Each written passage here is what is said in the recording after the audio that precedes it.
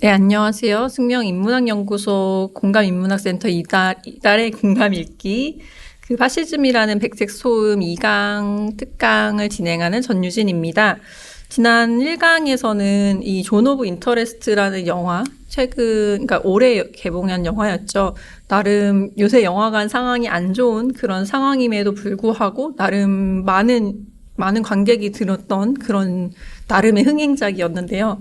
이 존 오브 인터레스트라는 영화가 어떤 내용을 담고 있었는지, 어떤 효과를 노리고 진행이 됐었는지에 대해서 조금 살펴봤습니다.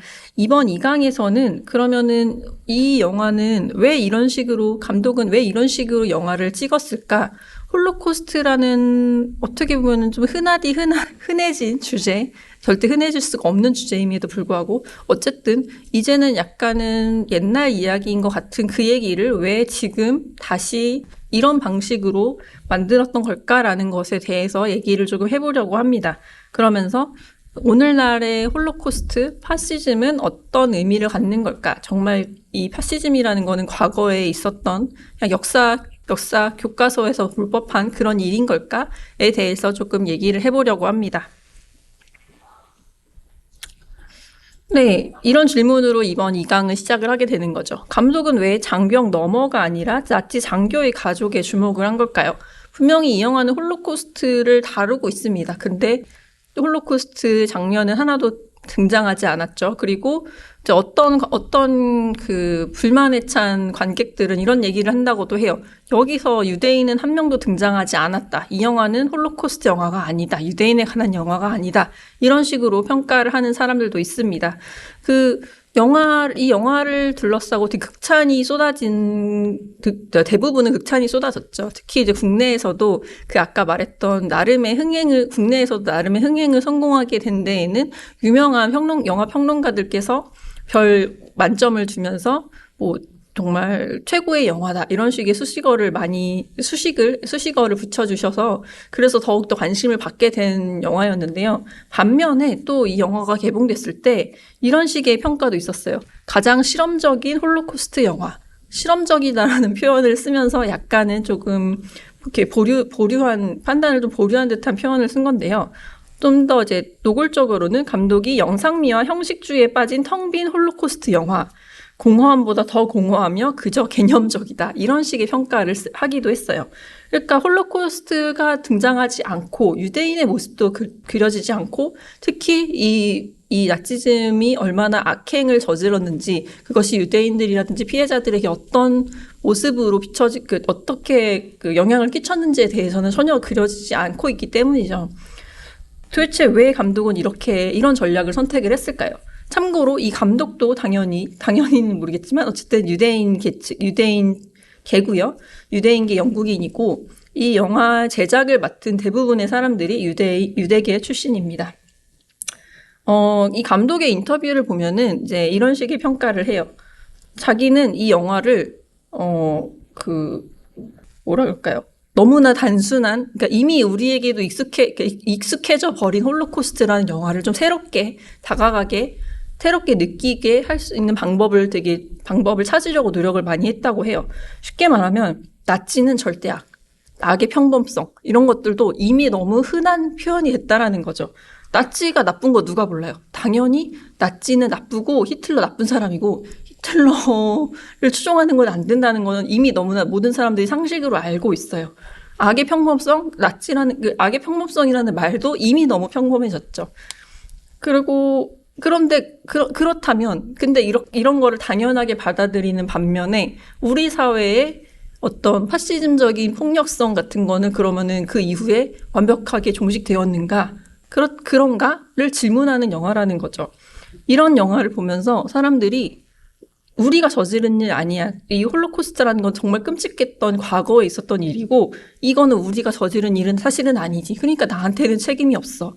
나는 저 일과 무관한 존재고 책임이 없어 사실은. 나는 그리고 저거를 나쁜 일로 인지하고 같이 비판을 하고 저런 나치즘을 거부하는 이런 행위에 참가하는 사람이야. 그쪽 입장이야. 그러니까 나도 도덕적으로 흠결 없는 사람이야. 라는 식의 이런 판단을 이미 하고 들어간다라는 거죠. 근데 이런 것들이 정말 그러한가를 질문을 던져보고 싶었다고 해요. 그리고 한편으로는 이제 홀로코스트가 80년 전 이야기, 80년 전에 있었던 일이다 보니까 사람들이 홀로코스트는 아는데 홀로코스트가 정확하게 무엇인지, 나치가 무슨 일을 했는지에 대해서 모른다라는 거죠. 자기도 감독 본인을 포함하는 이야기였대요. 자기는 심지어 유대계 사람인데도 불구하고 홀로코스트가 무슨 일이고 이게 어떤 의미를 갖는지에 대해서 개념이 없다라는 거예요. 그러니까 이해가 안 된다는 거죠. 파악이 안 된다는 거죠. 사람들이 더 이상 홀로코스트의 세부사항을 알지 못한다는 점, 그리고 자신 또한, 감독 또한 무슨 일이 있었는지를 제외하면 제대로 알고 있는 것이 거의 없다는 깨달음을 알고 난 뒤에 이런 영화를 제작을 해봐야겠다라고 결심을 했다고 해요. 이 영화는 사실은 그 2014년에 나온 그 마틴 에이미스의 동명의 소설에 기반을 하고 있습니다. 그것도 이제 존 오브 인터레스트라는 소설이 있는데, 사실은 그 소설이랑은 많이 달라요. 이 영화는 그 제목이랑 뭐 주인공 정도만 따왔고, 그 내용은 이제 완벽하게 새로 이제 각색을 한 경우라고 할 수 있는데, 그렇게 된 것도 이제 이 실존 인물, 약간, 루돌프 헤스라는 인물이랄지, 홀로코스트에서 정확하게, 아우슈비츠에서 어떤 일이 있었는지에 대한 그런 디테일한 사실들, 팩트들, 이런 것들을 최대한 전달을 하려고 많이 노력을 했다고 합니다. 그렇다면, 이제 감독이 이런 고민을 가지고 새로운 방식의 홀로코스트 영화를 만들어야겠다라는 생각을 했어요. 그런데 홀로코스트라는 사건은 정말 너무나 어려운 소재죠. 이거를 어떻게 영화로 만들 것인가. 이것에 홀로코스트라는 엄청난 사건을 정말 인류 역사상에 다시는 없어야 할 이런 일을 어떻게 영화로 재현을 할 것인가. 이거는 사실 홀로코스트 이후에 20세기 중후반을 지나면서 영화계에서는 너무나 중요한 문제였어요. 이거를 관련된 논란이 정말 많았고, 여러 가지 의견과 실험들이 계속 있어 왔어요. 그래서 이 감독 또한 이거를 잘 알고 있었고, 이 두 가지의 어떤 함정을 피해야 된다라는, 새로운 영화를 만들어야 된다라는 그런 의식이 있었던 거죠. 그래서 간단하게 홀로코스트 영화 미학 논쟁에 대해서 간략하게만 훑어보려고 해요. 번박하게 말하면은 두 가지 입장이 있어요. 하나는 홀로코스트는 재현할 수 없다. 재현 불가능성. 왜냐하면 너무나 엄청난 일이고, 너무나 많은 사람들이 죽었고,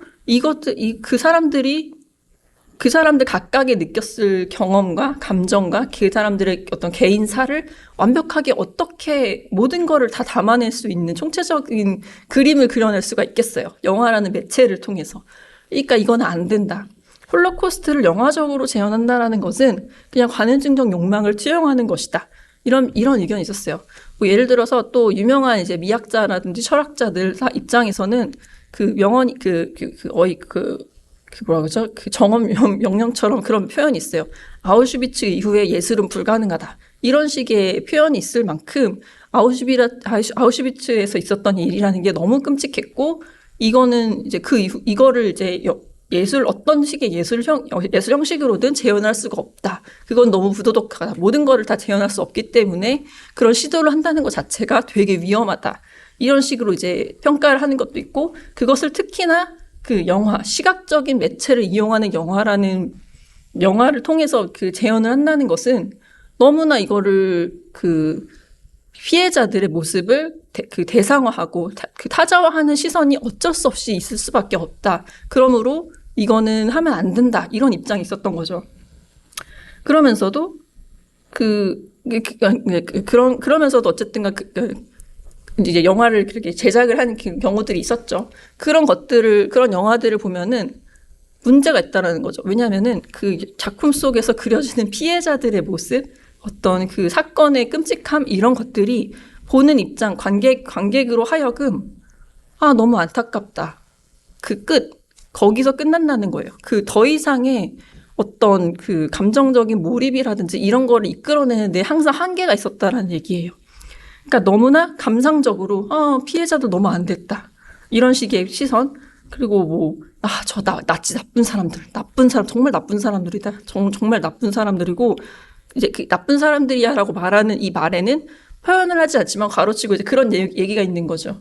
나는 저 사람들이 나쁘다는 걸 알고 이렇게 저 사람들 나치를 비판하는 나는 도덕적으로 우월까지는 아니지만 도덕적인 사람이다라는 어떤 그런 전제를 이미 깔고 간다는 거죠. 너무 쉽게 나치를 비판하고 너무 쉽게 피해자들을 안타깝다라고 그냥 동정을 하고 거기서 끝난다는 거죠. 관객에게 안전하고 편안한 거리를 제공하여 도덕적 명확성, 나는 도덕적이다, 연민, 안 됐다, 만족 등을 선사한다는 거죠. 저 피해자도 너무 안 됐고 나치는 너무 나빴어.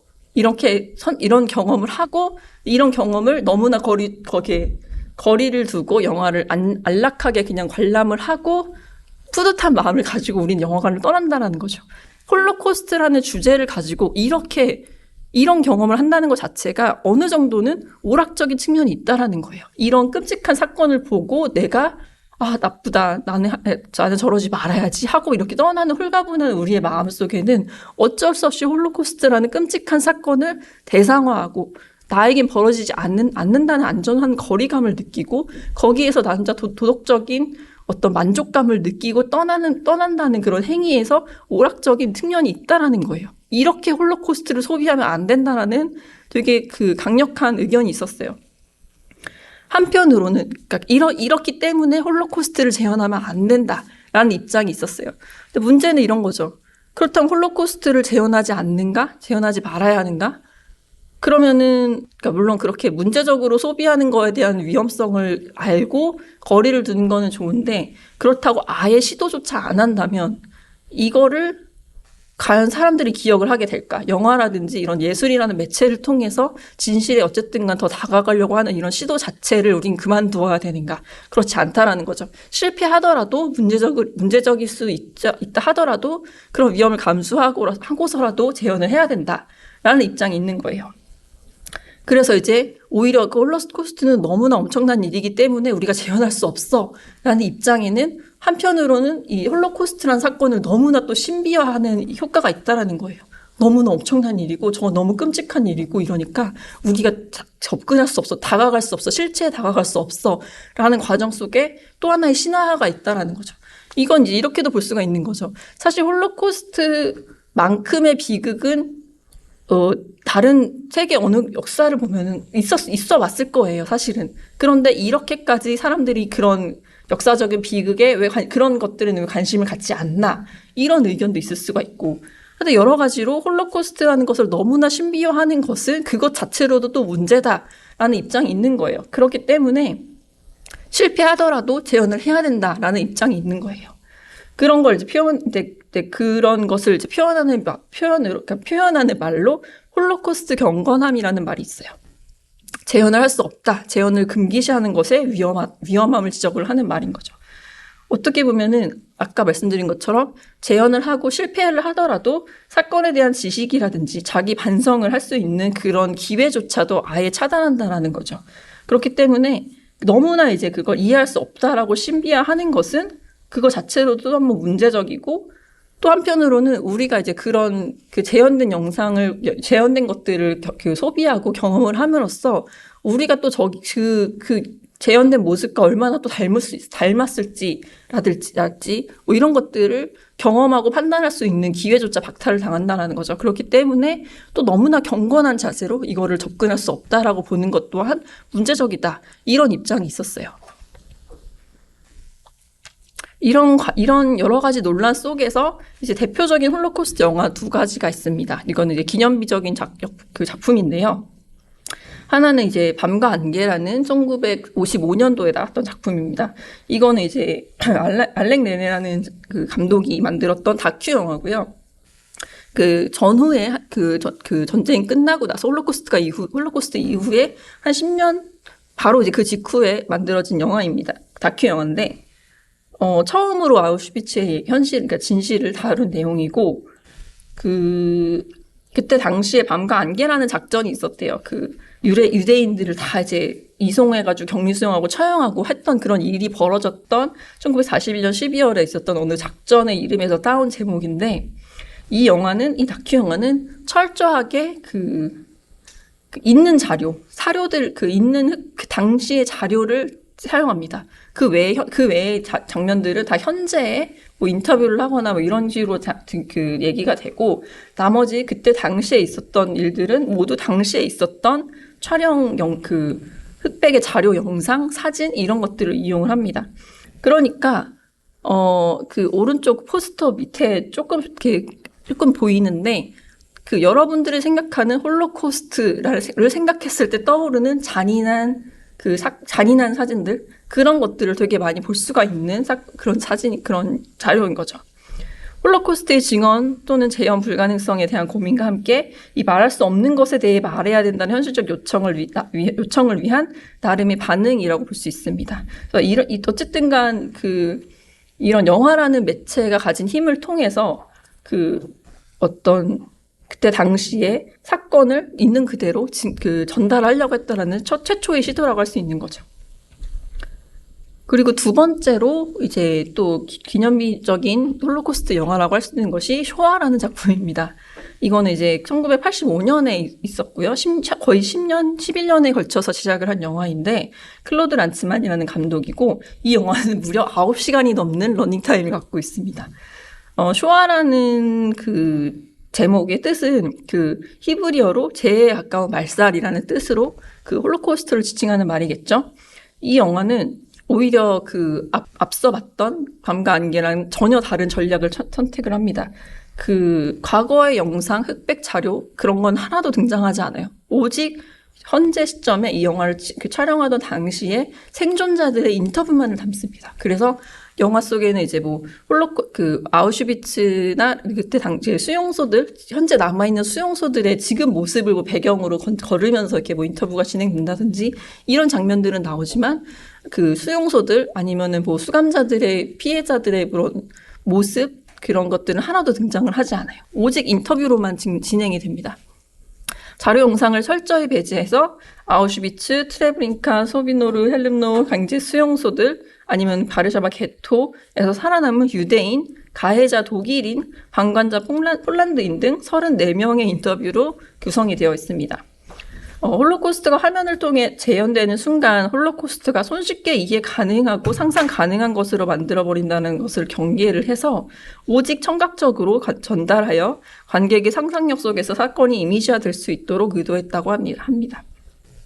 그래서 이 9시간이 넘는 대작을, 이거를 이제 앉아서 보는 행위만으로도 이제 아까 앞에서 논쟁에서 얘기했던 것처럼 너무나 쉽게 영화관에서 안락하게 홀로코스트를 경험을 하는, 간접 경험을 하는 이런 식과는 전혀 다른 방식의 관객의 참여를 요구하는 그런 작품이라고 할 수 있죠.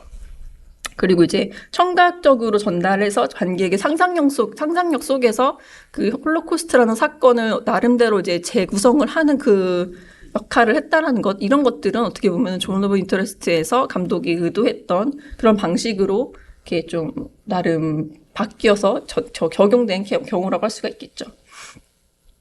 이 두 가지 영화가 이제 다큐멘터리 영화였다면, 이제 다른 이제 픽션에 기반한, 허구에 기반한 그런 영화들도 그 이후에 많이 제작이 됐습니다. 가장 대표적인 영화는 아마 여러분들도 아실 법한 신들러 리스트가 있죠. 신들러 리스트가 이제 가장 대중적으로도 흥행을 하고 홀로코스트를 좀 대중적으로 많이 알리게 된 그런 영화라고 할 수 있는데요. 이제 이 영화 같은 경우가 앞서 말했던 홀로코스트 영화 미학 논쟁의 가장 이제 핵심적인 그런 불을 지핀 영화라고 할 수가 있는 거죠. 영화라는 매체가 갖고 있는 어떤 파장성, 그러니까 사람들이 많이 볼 수 있다라는 어떤 그런 매체의 힘이 있는데, 그런 반면에 이런 식으로 너무나 감상주의적이고 간편하게 손쉽게 이런 홀로코스트라는 문제를 다뤄도 되는 걸까? 그 다음에 이제 신들러라는 약간 너무나 비범한 개인인 거죠. 어떤 나름의 도덕성을 가지고 그때 당시 어려웠던 상황 속에서도 나름의 노력을 했던 어떤 이런 비범한 개인의 도덕적인 이야기를 가지고 이거를 관객이 편하게 보면서 너무나 손쉽게 신들러 대단한 사람, 정말 너무 감동적이다, 이러고 끝내도 되는 것인가, 이런 식의 문제가 이렇게 발생을 한다는 거죠.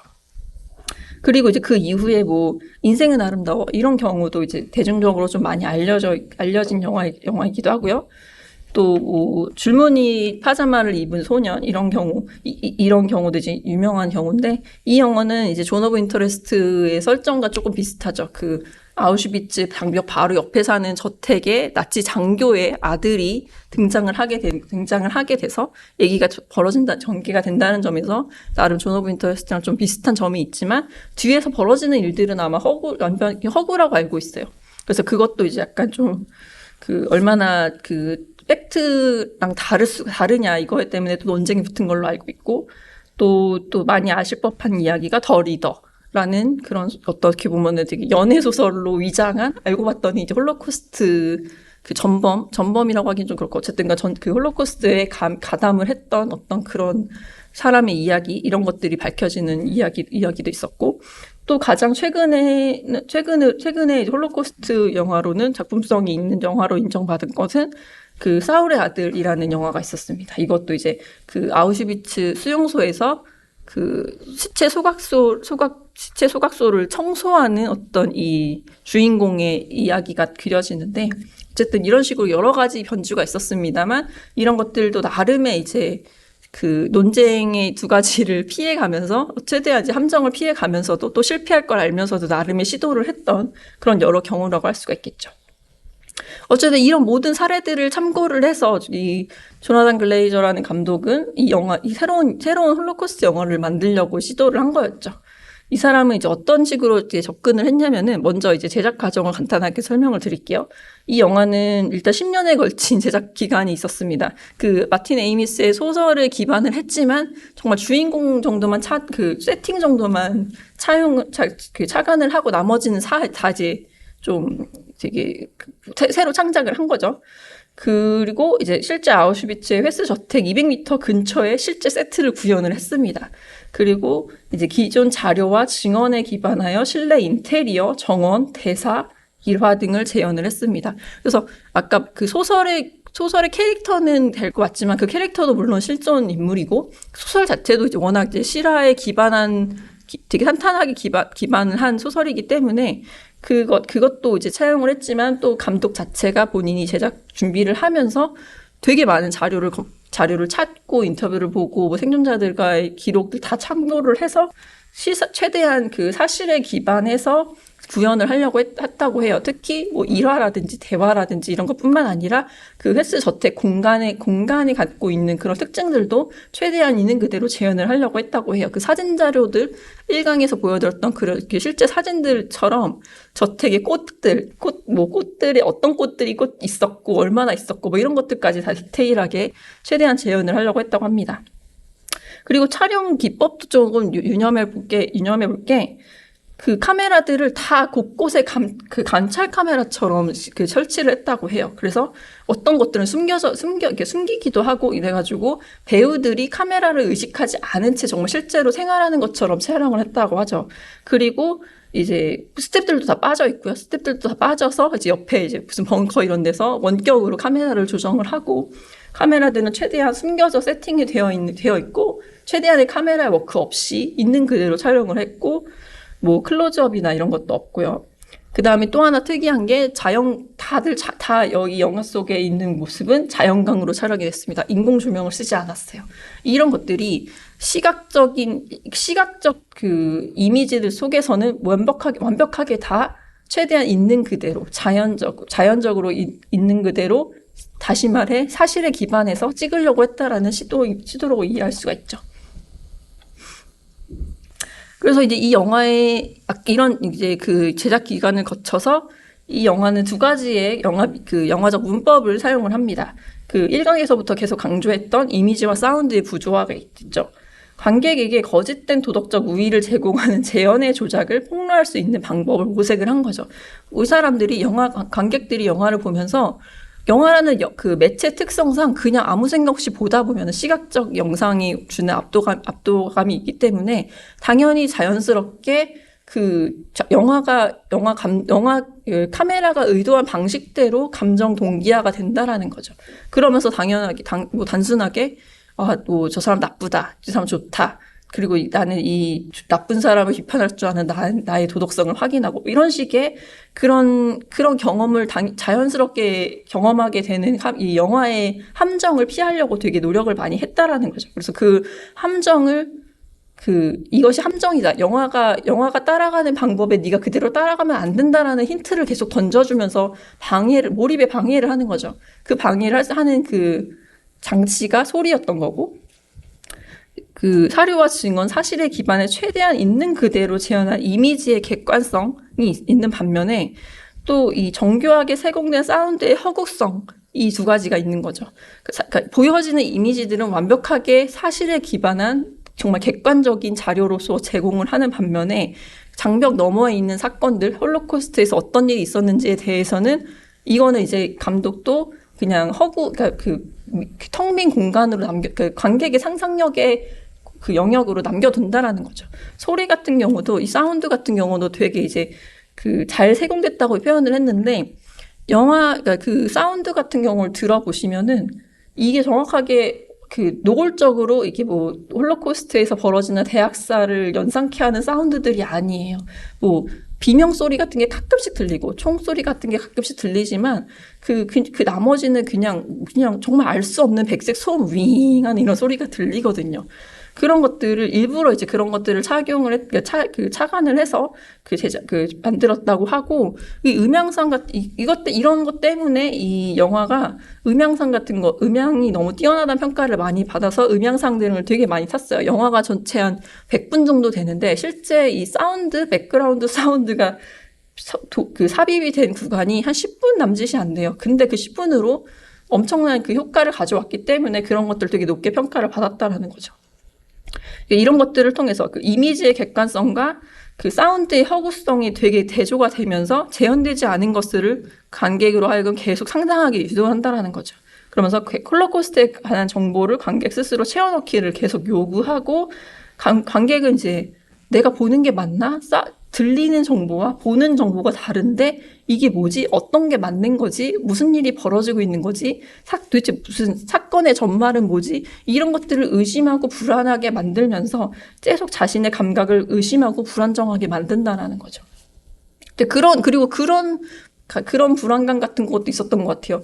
우리가 이 홀로코스트 영화를 보러 갈 때 마음의 준비를 엄청 하죠. 엄청나게 끔찍한 장면이 등장할 것 같다. 끔찍한 일이 벌어질 것 같다. 그거를 볼 자신도 없고 마음에 되게 준비를 하고 가게 될 텐데, 이 영화는 그런 게 하나도 등장하지 않는단 말이죠.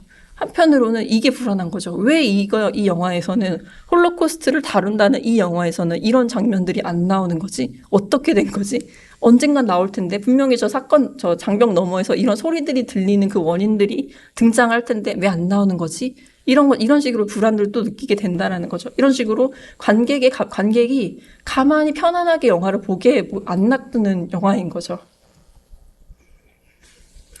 두 번째 이 감독이 시도했던 영화적 문법, 영화적 장치는 저는 이제 파시즘의 시각화라고 생각을 했습니다. 이거는 앞서 홀로코스트 영화 미학 논쟁에 있어서 하나의 이제 홀로코스트 경건함 용어를 만든 철학자 미학자이기도 한 질리언 로즈라는 사람이 있는데, 이 사람이 얘기를 한 이 사람이 이제 썼던 논문 중에 한 일부예요. 파시즘의 재현에 파시즘에 관여하는 영화를 만들자. 그러니까 파시즘을 재현하는 영화에서 재현의 파시즘이라는 장치를 통해서 파시즘이라는 걸 보여주자. 이런 걸 얘기를 한 적이 있는데, 글레이저 감독이 이 줄리안 로즈의 그런 이론들이라든지 논문 같은 거라든지 이런 아이디어를 읽고 되게 이런 거에 영감을 많이 받았다고 얘기를 했거든요. 그래서 이 파시즘이라는 공간, 그러니까 파시즘이 장악하고 있는 이 나치 장교의 집안의 일상을 최대한 파시즘적으로 한번 이거를 그려보자라고 한 거죠. 그래서 여러 가지 시도를 이제 했어요. 동일시를 조작하는 영화라는 장치의 특성을 통해서 관객은 파시즘이 존재하는 양상을 경험하게 된다라는 거죠. 몇 가지를 꼽았는데, 첫 번째는 아까 이제 제작 기법에서 얘기 드렸던 것처럼 곳곳에서 동시다발적으로 자동 촬영되는 카메라를 이용해서 관음증적인 긴 호흡의 촬영으로 이 영상이 찍혔다는 것이죠. 이거는 전체주의적인 감시의 모티브, 어디서든 불법적으로 나는 알지 못하게 나의 일상이 다 감시되고 있구나, 촬영되고 있구나, 이런 감각이 이제 그 영화, 그 영상을 만드는 그 연출 방식, 화면 전환이라든지 이런 것들에서도 다 이제 보여지고 있거든요. 영화를 보면은 카메라는 항상 고정되어 있고 이 화면 전환들이 집안의 공간들이 매끄럽게 모든 걸 안 보이는 사각지대가 없어요. 그런 것들이 다 이제 느껴지거든요. 그리고 두 번째 특징으로는 끊임없이 운난속을 하며 구획화를 하는 모습이 나와요. 이거는 뭐냐면 루돌프 헤스가 항상 이제 하루의 일과를 마치고 나면은 집안에 이제 운난속을 합니다. 그 방에서 애들을 하나씩 재우고 애들 방을 불을 끄고 문을 닫고 그렇게 그 집안 모든 방들을 하나씩 다 창문을 닫고 문을 닫고 문을 잠그고 불을 끄고 이렇게 해가지고 자기 방으로 들어가는 모습이 그려져요. 이런 장면이 꽤 많이 나와요. 몇 번에 걸쳐서. 도대체 이건 무슨 생각인가? 처음엔 이런 생각이 들었는데 이 구획화를 하는 모습, 공간적으로 이곳과 저곳을 나누는 행위, 이런 구획화의 행위들이 사실은 나치가 신봉하고 있는 우열한 종족과 열등한 종족 사이의 어떤 그런 경계, 이런 것들을 의미한다고 생각이 들었거든요. 끊임없이 문단속을 하고 구획화를 하는 모습은 차별에 기반한 분류와 금기, 통제의 욕망을 상징한다고 보았습니다. 그러니까 금기라는 것은 그런 거죠. 너는 열등함으로 이곳에 들어오면 안 돼. 우리와 어울려서는 안 돼. 너는 열등하니까 들어오면 안 돼. 이런 식으로 표시를 하고 계속 구획화를 했다라는 거죠. 그것을 어떻게 보면은 보여주는 하나의 방법으로서 그런 것들을 보여주지 않았나 싶습니다. 또 이제 세 번째 특징, 이게 이제 가장 조금 미묘한 부분인데, 파시스트 중산층 가정의 일상생활에서 자신의 모습을 발견을 할 수 있다라는 거죠. 그러니까 제가 계속 강조했지만 이 나치 가족의 일상이 너무나 일상적이에요. 너무나 평범해요. 그래서 한편으로는 나도 저런 경험을 한 적이 있는데 아빠랑 엄마랑 같이 물놀이를 가고 자기 전에 무슨 베드타임 스토리를 나누고 같이 식사를 하고 아빠 정근 간대 어떡하지? 이거 어떡하지? 뭐 이런 얘기하고 이런 식의 일화들, 이런 것들이 어떻게 보면 나도 경험했을 법한 일상적인 일인데 이런 생각이 든다라는 거죠. 그러니까 그럴 수도 있겠, 저 사람들 저러는 거 그럴 수도 있겠다라는 생각이 순간 드는 순간들이 잠깐씩 있어요. 그런데 이 사람들이 너무나 평화로운 일상을 유지를 하는 그 가운데 또 이제 장면을 이렇게 다른 장면을 보면은 이 사람들의 그 평화로운 일상은 이 사람들을 위해서 열심히 일을 해주는 그 유대인 아니면 폴란드 사람들, 이런 하인들을 통해서 이 사람들의 완벽하고 행복한 중산층의 삶이 유지가 되고 있어요. 밑에 사진이 이제 그런 예시인데, 왼쪽은 이제 그 수용소에서 있는 수감자인데, 아마 유대인 수감자겠죠? 이 사람은 계속 이 집에서 뭐 음식 같은 걸 갖다 준다든지 잡무를 하는 그런 일을 해주고 있어요. 근데 이 사람은 나치즘의 이론에 따르면 같이 섞여서는 안 될, 만나서는 안 될 사람인데, 이 사람은 너무나 당연하게 이 가족들의 일상을 영위하는데 필요한 노동을 제공을 하고 있다는 거죠. 그리고 그런 경우에 한해서는 이 사람의 출입은 허락이 되고, 이 사람의 물건과 내 물건이 만져지고 접촉하는 거는 허락이 된다는 거죠. 비슷하게 폴란드계 하녀들, 이 사람들도 당연히 저쪽 장벽 너머에 있어야 되는 사람들인데, 이 가족의 생활을 위해서 너무나 이 집안에서 열심히 일을 하고 있다라는 거죠. 그러니까 이 사람들의 너무나 완벽한 그 생활이 사실은 되게 식민적이고 인종적이며 계급적 착취를 통해서 유지되고 있다라는 상황을 순간순간 마주하게 되는 거예요.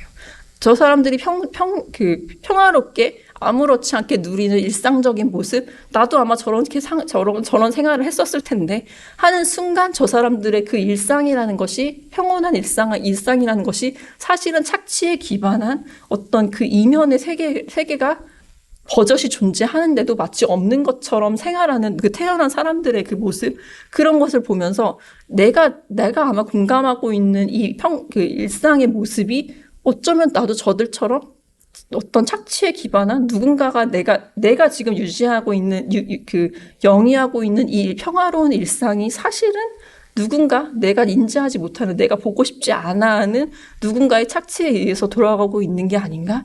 라는 순간들이 가끔씩 온다라는 거죠. 이 영화를 보면서. 이런 것들이 파시즘이라는 것이 이거 뒤에서 좀 더 설명을 하겠지만 파시즘이라는 그 독특한 유형의 이념을 설명하는 어떤 중요한 특징이라고 생각이 듭니다. 어쨌든 이런 여러 가지들을 통해서 파시즘이라는 것을 시각화를 해서 보여주려고 나름의 노력을 했다는 거죠. 그런데 흥미롭게도 유일하게 이 파시즘의 시각화, 완벽하게 파시즘의 논리로 통제가 되고 있는 이 영화적 공간이 단 한 번 딱 균열이 생기는 순간이 있습니다.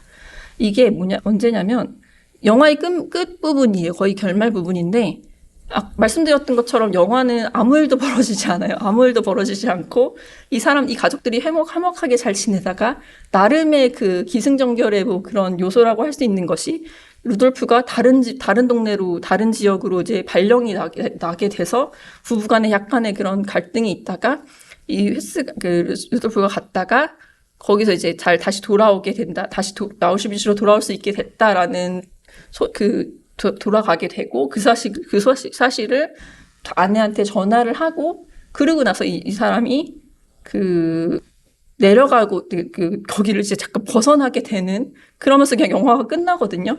그러니까 발령을 가게 됐다가 돌아오게 된다라는 소식을 듣고 끝나요, 영화는. 그러니까 근데 그 와중에 이 마지막 장면은 그래서 루돌프가 다시 아우슈비츠로 돌아갈 수 있대라는 반가운 소식을 듣고 이제 아내에게 전화를 하고 전화를 끊고 자기 사무실에서 나와서 이제 자기 숙소로 돌아가는 그런 장면인 것 같아요. 그때 내려가는 복도에서 아무도 없는 텅 빈 복도를 계단을 이렇게 내려가다가 갑자기 한번 루돌프가 이 복도의 아마 이렇게 불이 꺼져서 어둡게 처리된 이 복도의 끝을 한번 이렇게 쳐다봅니다. 그때 갑자기 화면이 전환이 되면서 오늘날 시점의 아우슈비츠 전시관을 비춰줘요. 그래서 아우슈비츠의 엄청난 피해자들의 신발들이라든지 옷가지들이 이렇게 보관되어 있는 전시관의 전시 내용, 그런 것들을 보고 거기를 또 잘 관리해서 청소해 주시는 어떤 관리자분들, 이런 분들의 모습이 그냥 잠시 비춰져요. 그러다가 영화는 다시 이 루돌프 헤스로 돌아와서 이렇게 영화를 복도 끝을 보고 나서 다시 이제 자기 가던 길을 다시 가다가 계단을 내려가다가 헛구역질을 해요. 그러고 끝납니다, 영화는. 이거는 도대체 무엇인가? 무엇인가, 이거는. 이런 순간이 있는데, 저는 이게 그렇게 봤어요. 이 영화 이 존 오브 인터레스트라는 영화가 구축하고 있는 이 영화적 공간 안의 세계는 완벽하게 파시즘이 장악한 세계란 말이죠. 그래서 장벽 너머의 홀로코스트의 모습조차도 볼 수 없이 완벽하게 통제된 세계란 말이죠. 왜냐하면 홀로코스트의 모습은 등장할 수 없는 게 그것은 철저하게 열등한 존재들의 이야기니까 이 파시즘이 지배하는 세계 안에서는 들어올 수가 없는 거죠. 이러니까 재현이 안 되고 구에카에 의해서 선을 긋고 장벽 너머로 밀려난 존재들인 거죠. 그런 식으로 이 영화는 완벽하게 파시즘의 시선으로 통제되고 있는 세계입니다. 그런데 유일하게 끊임없이 분류하고 나누고 차단하고 문을 걸어 잠그며 완벽히 통제된 파시즘의 세계를 구현한 영화적 공간이 유일하게 역사라는 문을 통제하지 못했다라는 하나의 균열을 보여주는 장면이라고 느껴집니다. 그러니까 이 영화 속에서 유일하게 하나의 틈이 있는데 통제되지 못한 영역이 있는데 그것은 역사라는 거죠. 오늘날의 우리가 그걸 바라보고 있고 판단하고 역사적으로 판단을 내리는 관객들이 있는 지금의 시점, 오늘날의 시점, 역사라는 이 공간만은 이제 영화가 통제를 하지 못한다라는 거죠. 그걸 통해서 이 파시즘이 지배하고 있는 이 논리가 결국에는 균열을 통해서 무너질 수 있다라든지 무너질 것까지는 모르겠지만 어쨌든 그 균열은 가질 수 있다라는 정도의 메시지를 던져주는 게 아닐까 싶었습니다. 근데 지금 열심히 그래서 제가 파시즘의 시각화, 파시즘이라는 걸 영화적으로 보여주고 있다 이런 얘기를 했어요. 일부러 제가 이 얘기를 가장 마지막으로 뺐습니다. 왜냐하면 그러니까 파시즘이란 무엇이냐? 그래서 파시즘이 뭐길래? 여러분 이 얘기를 마지막에 꺼낸 것은 파시즘이 정의하기 너무 어렵기 때문입니다. 쉽게 말하면 여러분들이 파시즘이라는 걸 들었을 때 아마 홀로코스트처럼 들어본 적은 있고 막연하게 뭔지는 아실 거예요. 근데 정확하게 뭐지? 라고 말을 하면은 다 의견이 좀 잘 모르겠어요. 아마 이런 것 때문에 이 강의를 들으시는 분들도 있을지 모르겠어요. 그런데 파시즘이라는 것의 가장 큰 장점이라고 하긴 좀 가장 큰 특징은 이 정의할 수 없을 만큼 다이나믹하게 바뀌고 모습을 바꿔가면서 그 영향력을 끼친다는 점인 것 같아요. 왜냐면은 저도 이거를 다시 공부를 하면서 알게 된 건데 파시즘이라는 게 우리가 단편적으로 생각하는 그 개념, 그게 파시즘이 전부가 아니더라고요. 일단은 파시즘이라는 것의 이제 사전적 정의, 여러분들이 많이 아실 법한 정의를 먼저 설명을 해드릴게요. 파시즘은 이제 1915년 이탈리아에서 무솔리니를 중심으로 형성된 정치 운동으로 20세기 초 유럽 전반에 널리 확산된 극우 정치 이념이죠. 파시즘이라는 말 자체는 그 웃긴 게 라틴어에서 기원을 한 말인데 그 막대기 그 오른쪽에 있는 사진이 그건데 고대 로마 시정관의 권위를 상징하는 막대기 뭉치로 둘러싼 도끼를 말하는 말이었대요. 거기에서 기원한 게 파시라는 말이고 거기에 이제 이즘이 붙은 거죠.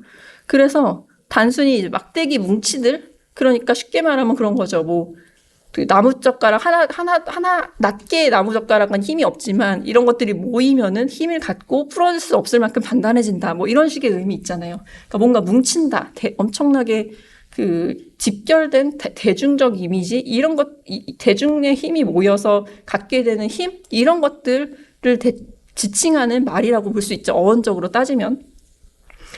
파시즘의 정의를 얘기를 할 때 가장 대표적으로 가장 많이 언급되는 개념이 이걸 거예요. 그 로저 그리핀이라는 학자가 그 정의한 방법인데 민족 부활이라는 형태를 띤 일종의 포퓰리즘적인 극민족주의라고 정의를 내립니다. 이게 가장 대중적이고 그 일반적이라고 할 수 있을 것 같아요.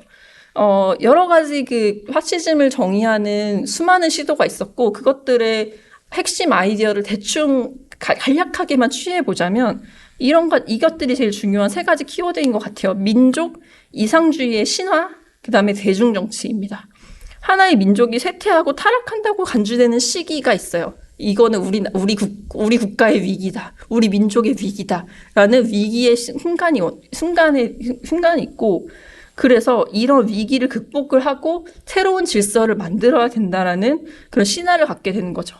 근데 그 새로운 질서라는 것을 얻기 위해서는 폭력이라는 것도 아니면 반자유적인 그런 것들도 힘들도 용인이 되는 그런 경우를 얘기하고요. 또 마지막 특징이 혁명적인 대중정치. 이것들은 단순히 어떤 탐명의 뭐 독재자에 의해서 가능한 게 아니라 이 독재자라는 것이 수많은 대중의 지지를 얻음으로써 가능해진다라는 얘기죠. 근데 문제는 이게 이제 여러분들이 보통 생각하시는 파시즘일 거예요. 뭔가 이렇게 전체주의적이고 폭력이 같이 따라붙고 엄청 억압적인 하나의 그 단일한 이념들을 이렇게 강요하는 뭐 그런 식의 이미지. 근데 이게 그 파시스트라는 용어가 처음 나왔을 때, 그 20세기 초반에 그래서 자기가 스스로 나는 파시스트다라고 했던 사람들 중에서도 자기네들이 생각하는 파시즘이라는 이념이 다 너무 달랐어요.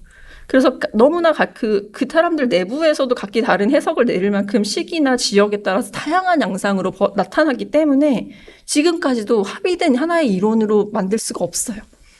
그래서 요새는 이제 이런 걸 찾아보다 보니까 최근의 이제 경향으로는 고정된 이념보다는 일종의 매트릭스 아니면 연속체 개념으로 그 파시즘이라는 것을 이해해야 한다라는 것이 최근의 연구 경향이라고 하더라고요. 그러니까 이 말은 뭐냐면 예를 들어서 나치즘도 분명히 파시즘의 일부라고 우리는 알고 있죠. 근데 이탈리아 파시즘과는 분명히 다른 점이 있거든요. 예를 들면 나치즘 같은 경우는 이제 아리아인의 이제 뭔가 갱생, 이 사람들의 그 우위, 뭐 이런 것들을 강요를 하는데, 이탈리아 파시즘에서는 사실은 그런 민족적인 특징, 그러니까 인종주의적인 특징 같은 게 나타나진 않았거든요. 이탈리아 파시즘 같은 경우는 물론 이탈리아 내부에 이제 뭔가 움직임이 있긴 했었지만, 그것이 나치처럼 뭔가 이런 우월한 아리아인들에 의한 뭐 또 세계 재패, 이런 식의 개념은 또 아니었고, 이런 식으로, 그리고 또 예를 들어 뭐 동아시아에서 가장 근접한 경우가 그 일본 제국주의 일본의 경우라고 할 수 있는데, 거기도 또 약간은 이제 그 나치처럼 그 어떤 인종주의는 있었죠. 분명히 인종주의적인, 그래서 열등한 존재들에 대한 어떤 차별이라든지 이런 건 있었지만, 또 그렇다고 나치즘처럼 어떤 그런 식의 민족 부흥을 위한 세계 재패 이런 양식은 또 아니었고, 왜냐하면 일본 같은 경우는 동아시아의 평화를 가져온다라는 이유로 이제 그 동아시아 진출을 했기 때문에 약간의 양상이 다르단 말이죠.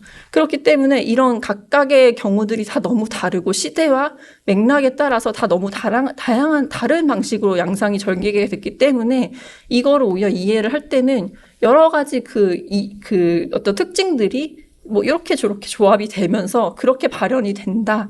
이것들을 모두, 이런 수많은 파시스트 정권들의 내용을 모두 포괄하는 하나의 개념으로는 정립할 수 없다라고 보는 것이 요새 이제 경향인 것 같습니다. 그래서 제가 그냥 정말 이건 이제 제가 만든 제 자료예요. 파시즘이라는 것을 생각을 했을 때 많이 떠오르는 여러 가지 개념들을 제가 다 그냥 써봤어요. 뭐 여기 위에서부터 볼게요. 국수주의, 민족주의가 있죠. 그 민족주의랑 조금 다른 인종주의가 있고, 인종주의에 뭐 여러 가지 또 파생된 개념으로 생각해 보면은 우생학이 있을 수가 있고, 성차별도 있을 수가 있고, 뭐 그러니까 동성애자라든지 여성 폄하라든지 이런 것도 있을 수 있고, 장애인 폄하도 있었으니 그 차별도 있었으니까요. 그런 것들이 있고. 근데 그런 것들이 가능하게 하는, 그래서 저런 사람들을 열등하다라는 생각을 가진 많은 사람들에 의해서 포퓰리즘이 일어나죠. 그래서 포퓰리즘을 생각을 해보면은 되게 대중 친화적이에요. 그런데 나치의 경우를 생각을 해보면은 되게 우상숭배적이고, 그 하나의 엘리트, 되게 특출난 개인의 그 총통에 대한 엄청난 숭배가 있었죠. 그런 걸 생각을 해보면은 엘리트주의가 있어요. 엘리트주의와 포퓰리즘은 되게 반대되는 개념 아닌가? 이런 생각도 들고, 그리고 또 이제 국가적 기업주의라는 게 있어요.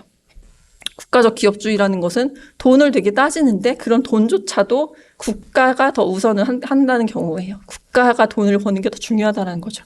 그렇게 생각을 하면은 또 되게 또 되게 반공산주의적인 그런 아이디어인 것 같기도 하고, 또 이제 반대쪽에 보면 이제 국가주의, 전체주의 이런 게 있죠.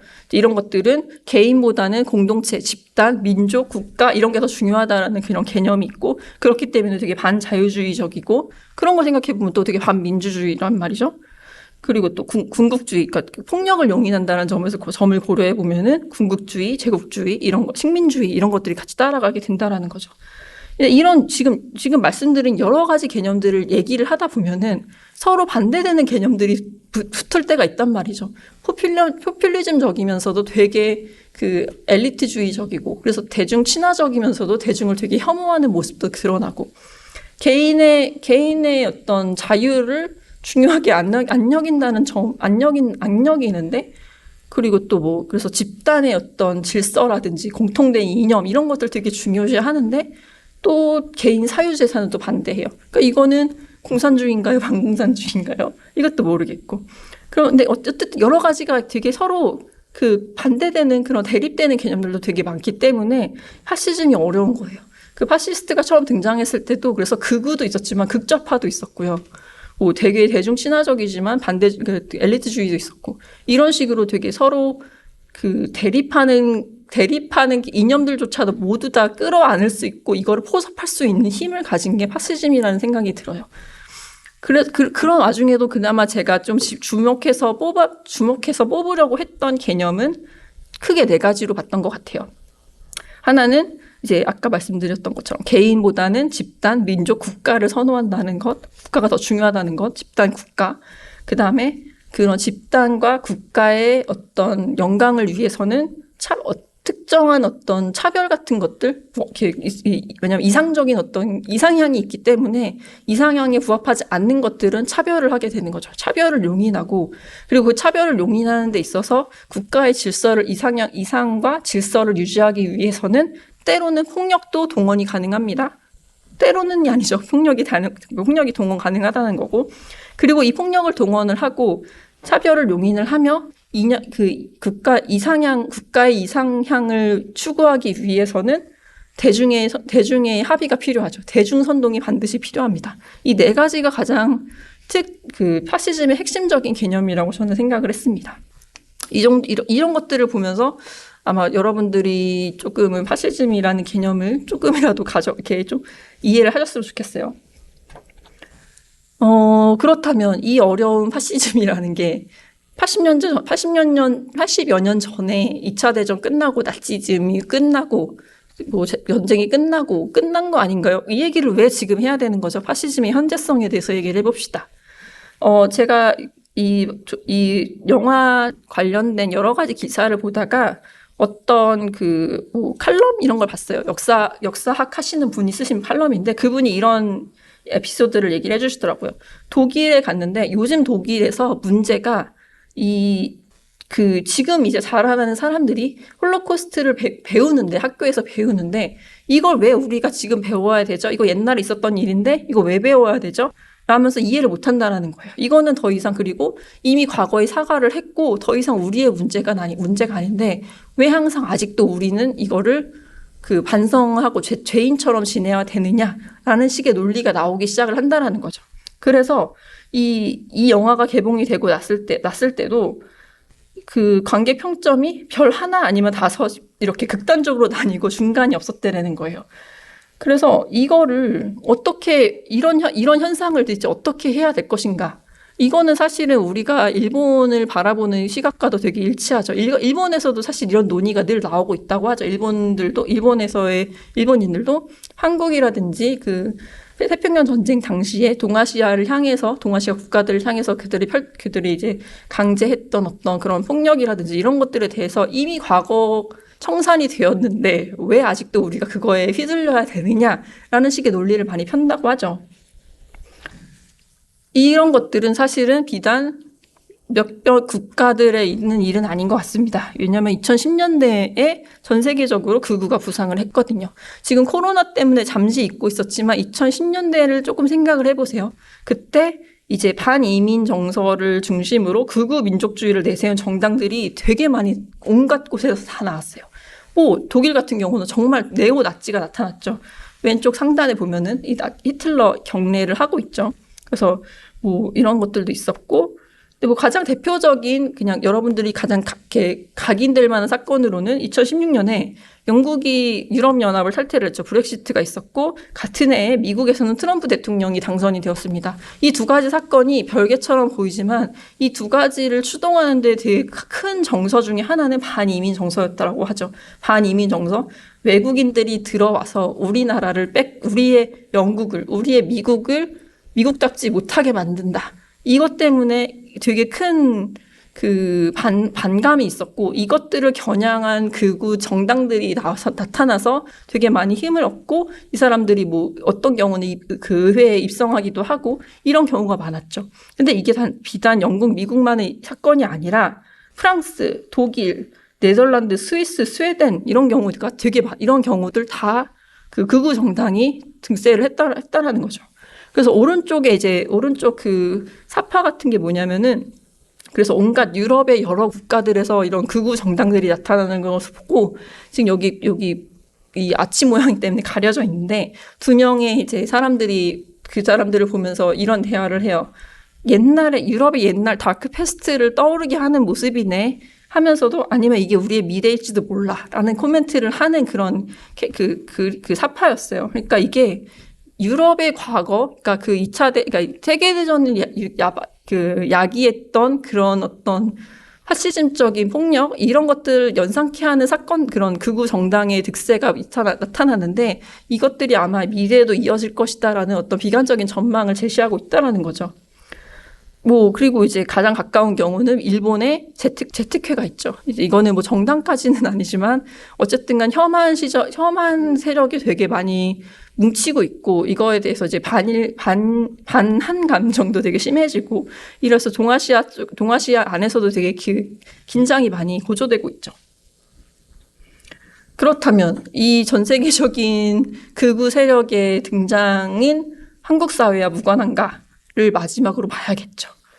한국 사회도 이 백색 소음이 들리지 않는가? 아니면 우리는 들리는데 모른 척 하고 있는 걸까? 안 들리는 걸까? 아니, 없는 걸까? 이거에 대해서 질문을 해볼 수밖에 없다라는 거죠.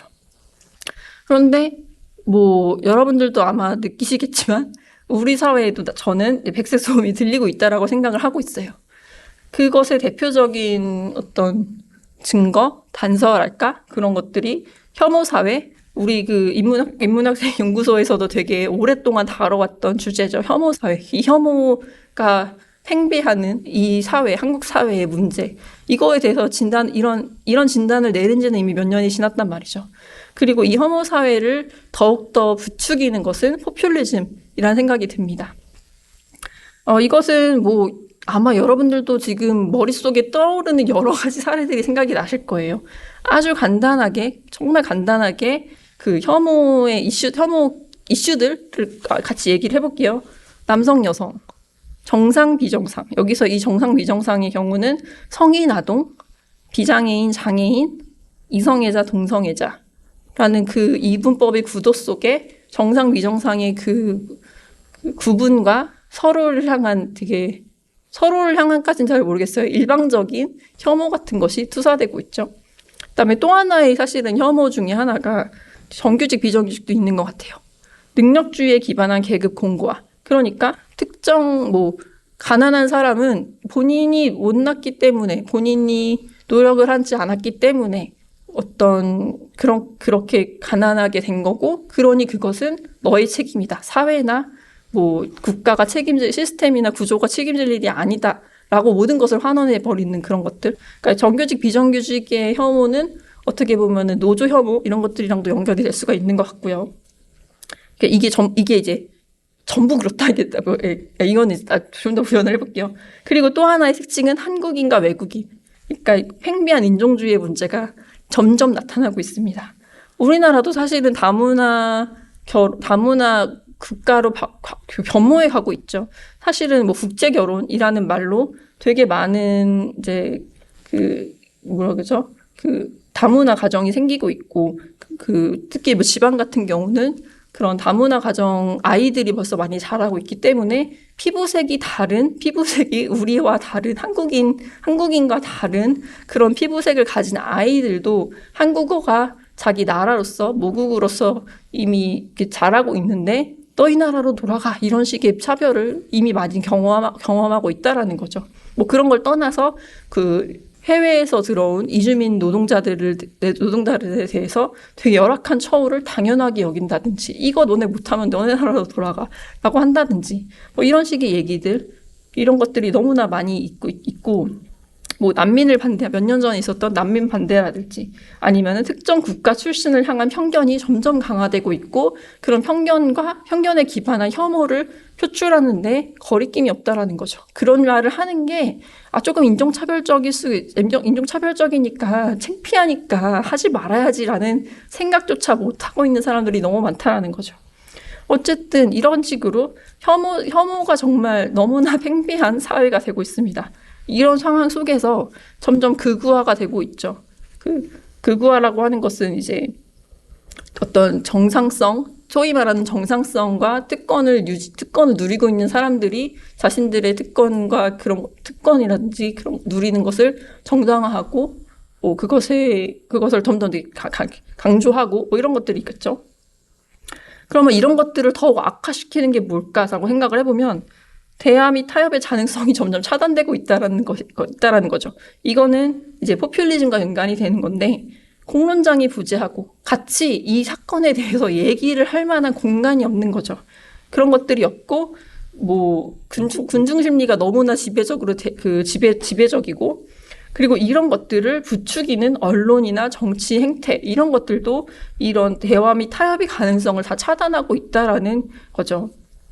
그러니까 이 문제는 되게 복합적인 거예요. 이거는 뭐 특정 개인의 문제라고 할 수도 없는 거고, 어디서부터 문제가 시작이 되었을까라는 것도 되게 고민을 진지하게 해봐야 되는 상황인데, 지금 우리 사회에서는 이런 어떻게 해결할까라는 얘기보다는 이런 갈등을 더 부추기고 오히려 그것을 에너지 삼아서 자기의 이익을 얻으려고 하는 경우들도 너무나 많고, 이렇기 때문에 이거는 뭐 어떻게 해야 될까? 물론 제가 뭐 답을 드리려고 하는 건 아니지만, 이런 상황이 지금 현재 우리 사회가 마주하고 있는 진실이다. 이거에 대한 거는 조금 생각을 해봐야 될 것 같아요.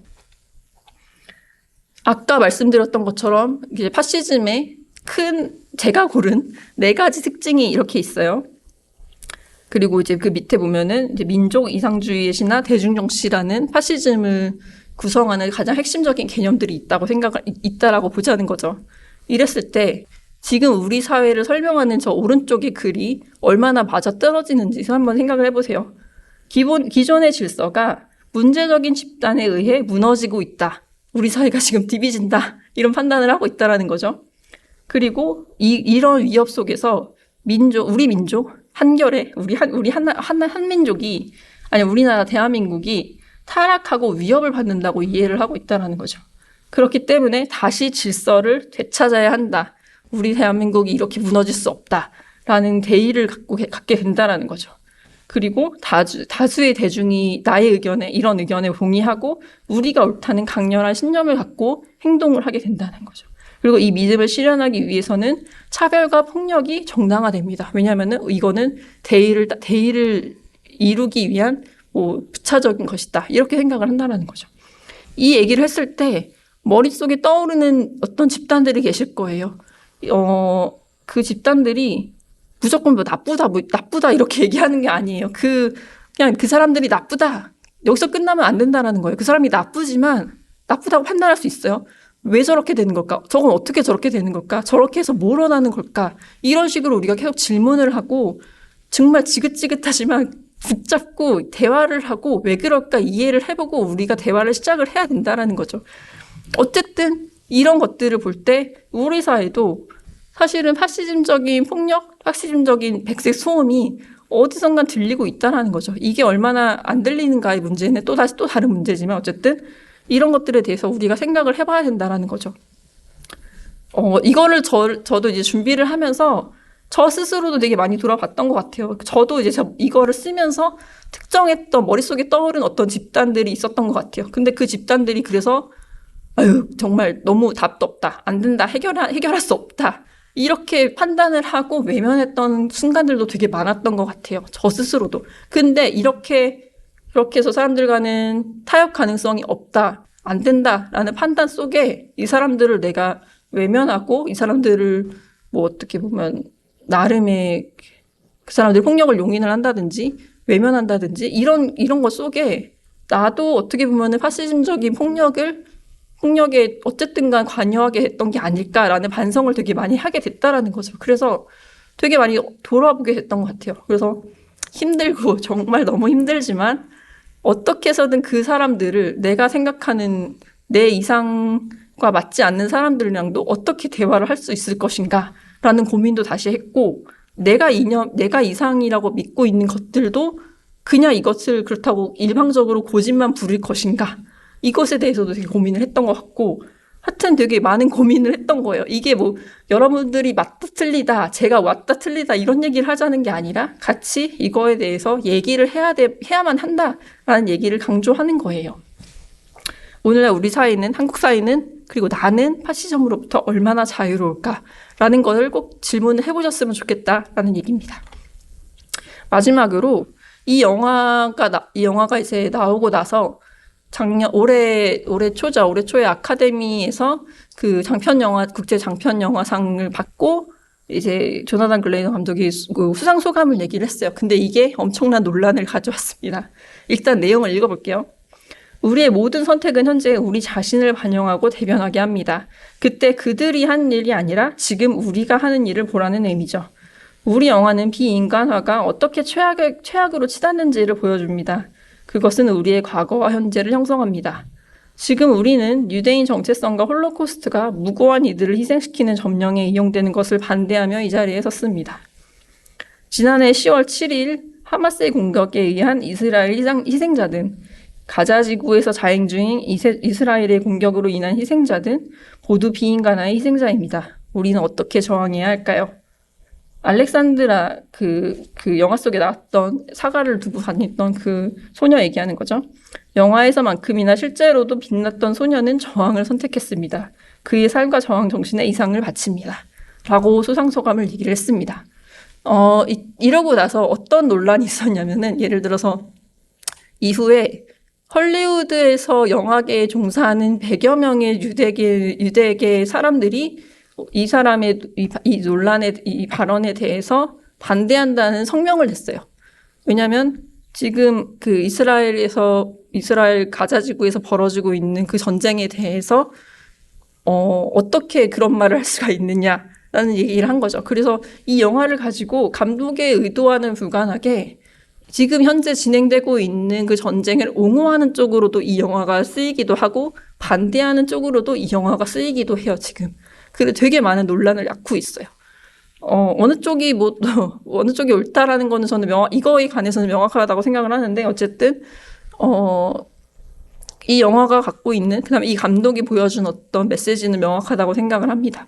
이 수상소감을 얘기를 할 때 뒤에 이제 같이 제작자들이 같이 2명이 나와가지고 같이 이렇게 있었어요. 그 2명도 당연히 유대계 사람이고 그랬죠. 그래서 이 감독이 수상을 할 때 준비한 종이를 벌벌 떨면서 읽는 게 보여져요. 그래서 끝나고 나서 아니나 다를까 그 제작자 중에 한 명도 이 수상 소감에 대해서 너무 경솔했다, 자기는 거기에 동의하지 않는다, 이런 식의 성명도 내기도 했고요. 이런 식으로 논란이 계속 끊임없이 이어지고 있고, 그런 것들은 어떻게 보면은 파시즘, 홀로코스트에 관한 문제가 오늘날에도 계속 이어지고 있고, 이 파시즘이라는 것이 얼마나 생명력이 끈질기게 모양을 바꿔가면서 우리 주변에 남아서 살아가고 있는지, 이런 것들을 보여주는 사례가 아닌가 싶습니다. 네, 그래서 이번 강의는 여기까지고요. 조금 어렵고 좀 불편할 수도 있는 그런 얘기였지만, 그래도 이런 것들에 대해서 얘기를 해야만 하는 시기라고 생각을 해서 저도 같이 공부하는 입장으로 얘기를 좀 해봤습니다. 부디 도움이 되셨기를 바라며, 재밌게 들으셨기를 바라며 이것으로 특강을 마치겠습니다. 감사합니다.